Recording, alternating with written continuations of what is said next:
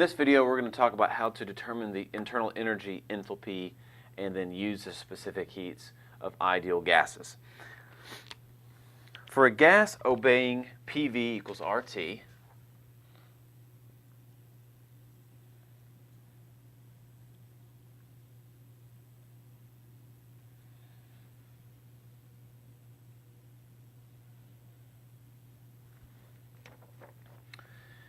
internal energy U is only a function of temperature. H is only, or enthalpy is only a function of temperature. And of course, H can be written as UT plus PV, where I'm now going to replace PV with RT. And these two above facts are a result of the Maxwell relations.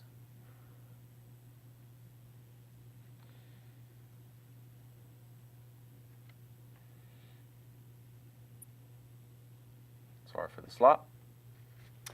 And the Maxwell relations are out of the scope of this course, but just kind of accept this to be true. If this is really interesting to you, there are further courses in thermodynamics you can take that will dive deep into Maxwell relations.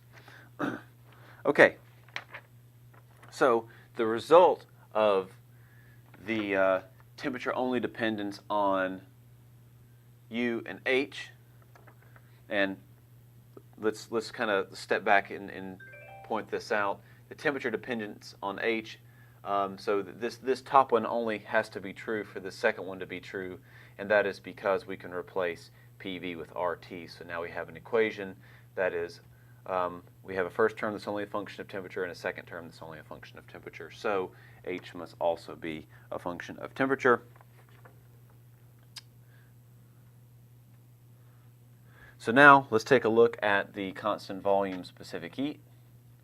So if H is only, or if U is only a function of temperature, then I'm no longer going to write CV as the partial of U with respect to T. I'm going to write it as the total derivative of U with respect to T. Excuse me, not a total derivative, a full derivative with respect to T, just like I did for incompressible substances. And now I can split up this equation and integrate both sides like I have done before. So this is now going to be U2 minus U1, and that is going to be equal to the integral from T1 to T2 of CV dt. And recall that Cp is dH dt. So I'm left with H2 minus H1 is equal to the integral from T1 to T2 of Cp dt. Okay, so let's look at the equation for enthalpy.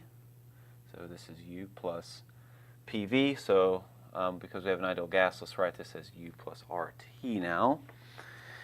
And let me differentiate this equation with respect to temperature. So I'm going to have dH dt equal to du dt plus dRT.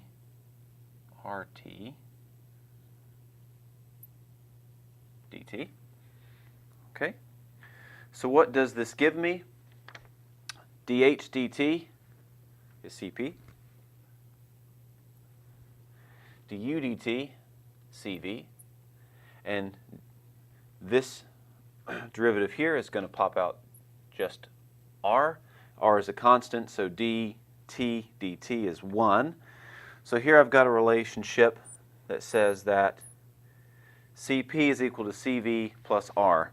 That's something to commit to memory because that will be very helpful in finding unknown specific heats later on. So if you're told that you have an ideal gas with, or air as an ideal gas, then you would immediately know what R is going to be, and if you're given, say, a Cv, you could go find Cp.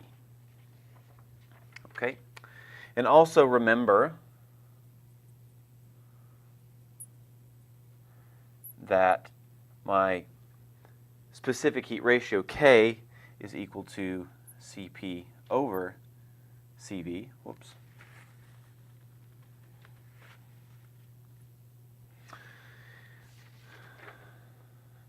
So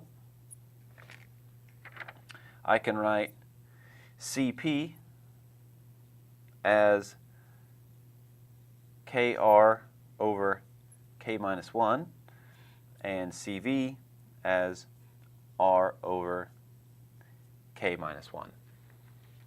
Okay, so now let's go back up to these equations here for changes in internal energy and changes in enthalpy. If indeed I have a constant specific heat, or if I can treat my specific heat as constant over a small temperature range, then changes in U are going to be Cv delta T, or U2 minus U1 is equal to Cv T2 minus T1.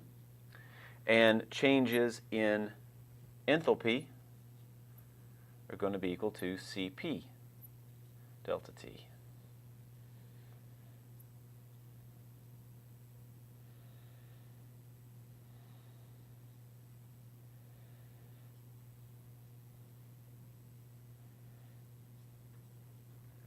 So if my specific heats can be treated as constant, this provides me with some really convenient closed form solutions that I can use to find changes in internal energy and enthalpy.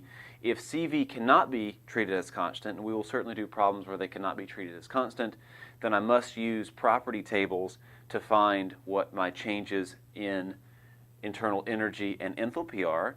And that is as simple as specifying what temperature my ideal gas is at and reading over the line to find my value for internal energy or enthalpy.